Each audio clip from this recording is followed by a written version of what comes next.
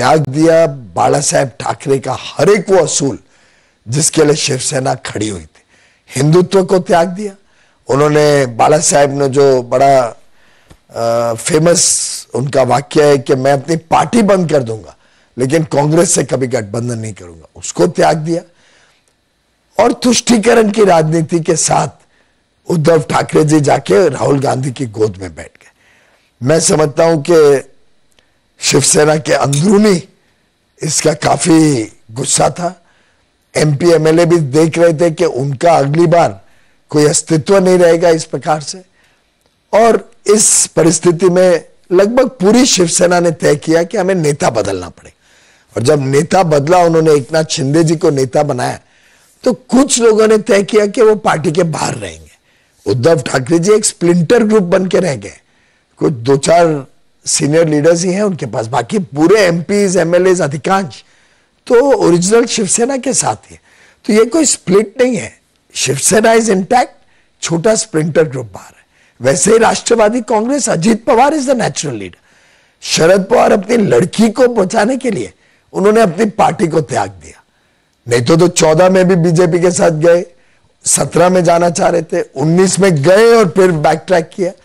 ऐसा नहीं लगता कि कुछ सिंपैथी हो सकती है उद्धव ठाकरे और सिंपैथी तो मोदी जी और फडणवीस के लिए होगी, क्योंकि आफ्टर ऑल धोखा तो इनको दिया गया, बैक स्टैप तो इनको किया गया, विश्वासघात तो मोदी जी और फडणवीस जी के साथ हुआ।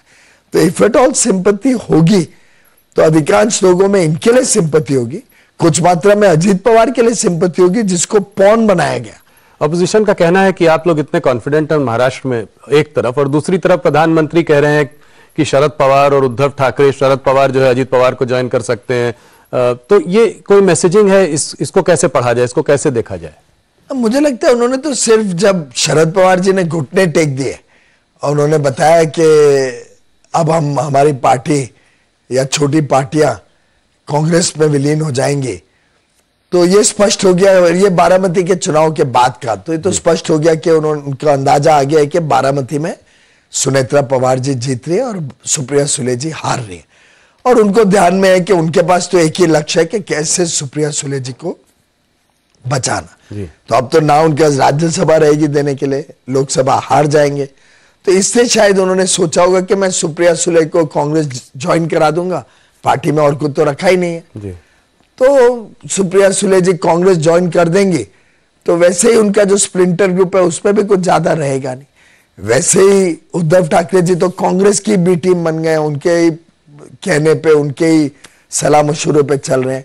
तुष्टीकरण की राजनीति has become the calling card of Uddhav Thackeray ji, जो कितनी हैरानी की बात है। उन्होंने हिंदुत्व को त्याग दिया, बाला साहेब के सभी मूल सिद्धांतों को त्याग दिया। इस बार महाराष्ट्र में काफी मुसलमान उद्धव ठाकरे सेना को वोट कर रहे होंगे।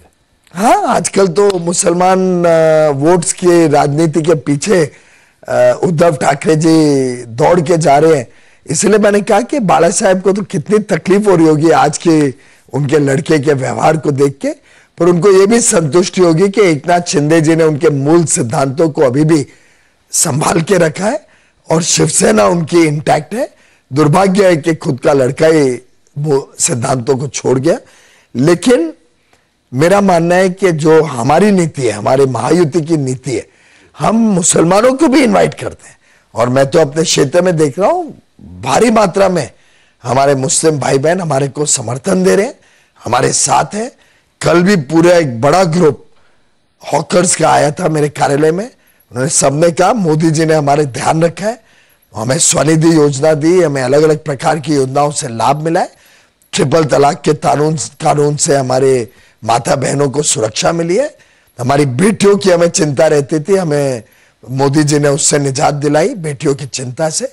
एक डायरेक्ट सवाल आपसे और पूछना चाहूंगा, आपने मुसलमानों की बात की, पर महाराष्ट्र में यहाँ पे मराठा सेंटिमेंट जो है वो क्या भारतीय जनता पार्टी के अभी थोड़ा अगेंस्ट है? यहाँ पे मराठा एजिटेशन हुआ, मनोज जरांगे पाटिल जी ने जो है एजिटेशन किया, आज भी कुछ क्लैरिटी है क्या इसमें? क्या मराठा भारतीय जनता पार्टी के साथ है? और ये एक बहुत बड़ा वोट ब्लॉक है यहाँ। देखिए, पूरी मराठा समाज समझता है कि अगर उनके हितों की रक्षा कोई कर सकता है तो प्रधानमंत्री नरेंद्र मोदी जी। और मोदी जी और यहाँ पे हमारी महायुति की सरकार, ये जो डबल इंजन सरकार है, यही मराठा हितों का आरक्षण कर सकती है। वो जानते हैं कि उनका वोट अगर इधर उधर दे दे तो विफल हो जाएगा, ना कोई चुन के आ पाएगा, ना कोई उनके हितों की रक्षा कर पाए। तो मुझे पूरा विश्वास है कि मराठा भाई बहन महाराष्ट्र के मोदी जी के साथ है और मोदी जी को ही समर्थन आशीर्वाद देंगे।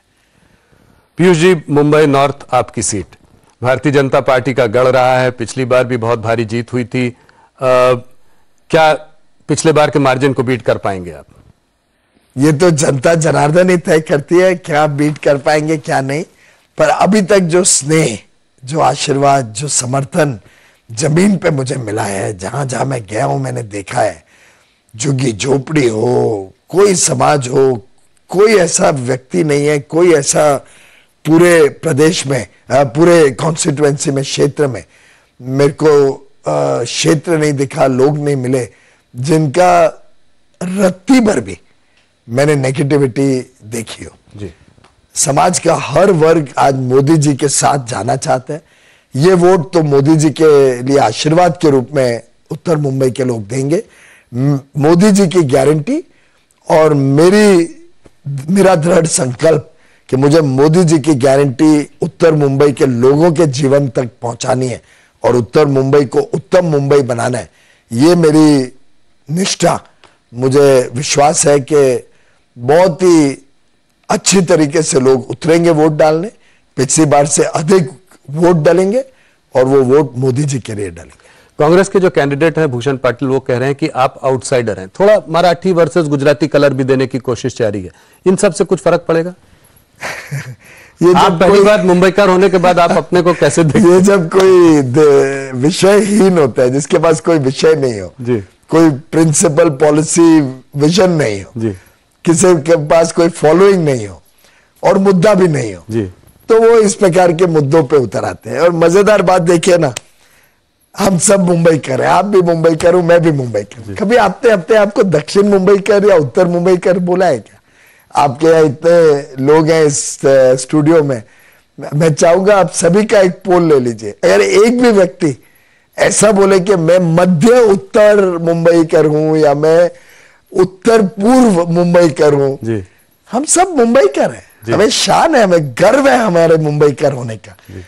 कांग्रेस और उद्धव ठाकरे जी शायद मुंबई को भी बांटना चाहते, देश को तो बांटने की उनकी योजना और नीति है ही, अब वो मुंबई को भी तोड़ना चाहते हैं हिस्सों में और हमारे मुंबईकर को भी एक दूसरे के साथ लड़ाना चाहते हैं। ऐसे ही पार्टी और ऐसे ही व्यक्ति इस प्रकार के वक्तव्य दे सकते हैं। वैसे हास्य की बात है क्योंकि वर्षा गायकवाड़ और मैं, हम दोनों सेम एरिया के, मैं सायन का हूं, वो धारावी की थी, सटे हुए हैं दोनों, एक ही कॉन्स्टिट्यूएंसी है। उन्होंने ये आउटसाइडर वाली बात कांग्रेस की अध्यक्षा के रूप में शुरू की और अब वो स्वयं धारावी छोड़ के बांद्रा सांता क्रूज में आ गए हैं लड़ने। पता नहीं वो अपने आप को वो इनसाइडर मानते हैं या आउटसाइडर। आदित्य ठाकरे जी बांद्रा में रहते हैं, I think, I am sure Mumbai कर सभी जानते हैं। अब वहां से छोड़ के वर्ली से एमएलए बने, अब पता नहीं वो वर्ली में आउटसाइडर है या इनसाइडर है, ये भी एक देखने वाली बात होगी। थोड़ा सा हट के दूसरे मुद्दे पे आते हैं। मुंबई में बैठे हुए यहाँ पे भी तुष्टिकरण की बात चल रही है। कोई कह रहा था कि हेमंत करकरे जी को जो है आरएसएस के कोई सिंपैथाइजर पुलिस वाले ने मारा, उसको कसब ने नहीं मारा। इन सब चीजों को आप कैसे देखते हैं? मैं समझता हूं शर्म की बात है। एक हमारे सेना को तो छोड़ सकती है कांग्रेस।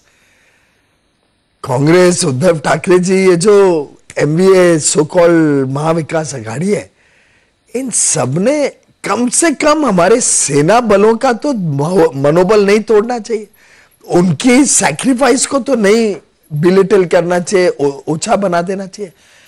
आप देखिए अब बाटला हाउस में भी यही किया था। इन्होंने कश्मीर में भी बार बार हमारे सेनानियों को एक प्रकार से बहुत ही नीचा दिखाया। वो स्टोन थ्रोअर्स उनके लिए अच्छे थे और जो सेना के ऊपर पत्थरबाजी होती थी वो उनको तकलीफ देती थी, इंडिया अलायंस के घटकों को। और अब जब बंद हो गया आर्टिकल 370 हटने के बाद, तो उनको दिखता नहीं है कि कैसे बदलाव आया है लोगों के जीवन में जम्मू कश्मीर। तो मुझे लगता है कि कांग्रेस आज जब हेमंत करकरे जी के बलिदान को इस प्रकार से तुष्टीकरण की राजनीति से जोड़ती हैं, या तुकाराम जी के जो शहीद होके जिन्होंने कसब को पकड़ा, या जो मेहनत और दिन रात काम करके उज्जवल निकम जी ने टेररिस्ट को फांसी पे चढ़ाया, या हमारे जो सुरक्षा बलों ने बाकी 9 टेररिस्ट को गन डाउन करके मारा और 2 दिन तक मुंबई रैंसम पे था, वी वर ऑन एज, जो हमारे सुरक्षा बलों ने मुंबई को बचाया, इन सब की सैक्रिफाइस को, और कितने सारे हमारे मित्र, मेरे स्वयं के मित्र उस 2008 के टेररिस्ट अटैक में अपने जान निछावर कर चुके हैं, कि उनका जीवन चला गया इस अटैक में। ऐसे में इस प्रकार के बयान जब आते हैं कांग्रेस नेताओं से, तो मुझे लगता है कांग्रेस हो, उद्धव ठाकरे हो, शरद पवार हो, ये देश के साथ विश्वासघात कर रहे हैं, हर महाराष्ट्रन के साथ, हर मुंबईकर के साथ विश्वासघात कर रहे हैं। जमीयत उलेमा ने भी कहा है कि फतवा जारी किया है कि मुसलमानों को कांग्रेस, उद्धव ठाकरे और शरद पवार की पार्टी को जो है वोट देना चाहिए। राज ठाकरे जो कि आपके संग जुड़े हुए हैं इस वक्त, उन्होंने कहा है कि मैं भी फतवा जारी करता हूं, हिंदुओं को सबको भारतीय जनता पार्टी और शिंदे सेना और अजीत पवार जी को वोट देना चाहिए। कैसे देखते हैं आप इसको? देखिए, ये तो राज ठाकरे जी कोई रिलीजियस लीडर नहीं है जी, ये तो उन्होंने गुस्से में, आक्रोश में ये बात कही कि ऐसे फतवा देने का किसी को अधिकार ही नहीं है। ये तो एक प्रकार से it was a reaction and a counter attack. जो फतवा रिलीजियस ग्राउंड पे, धर्म के आधार पे, धर्म के गुरु देते हैं, उस फतवे का हम घोर निंदा करते हैं। इस प्रकार का फतवा देके सामाजिक समरसता बिगड़ती है। और राज ठाकरे जी तो पॉलिटिकल लीडर है, पॉलिटिकल लीडर तो अपील करते हैं, पॉलिटिकल लीडर अपनी बात रख के लोगों का समर्थन, आशीर्वाद का अनुरोध करता है। ये तो गुस्से में उन्होंने ये शब्द इस्तेमाल किया। मैं समझता हूं इस प्रकार का फतवा देने का किसी मौला, मौलवी या किसी धर्मगुरु को अधिकार नहीं। क्या आपने कभी सुना है कोई भी और धर्म का कोई धर्मगुरु इस प्रकार का फतवा देते हुए, इस प्रकार का आदेश देते हुए कि सब लोग इन्हीं को वोट देंगे, नहीं तो भगवान नाराज हो जाएंगे, या उनके जो भी धर्म की आस्था के ऊपर कोई प्रकार का आहत होगी? मैं समझता हूं कि धर्म और राजनीति को मिक्स नहीं करना चाहिए।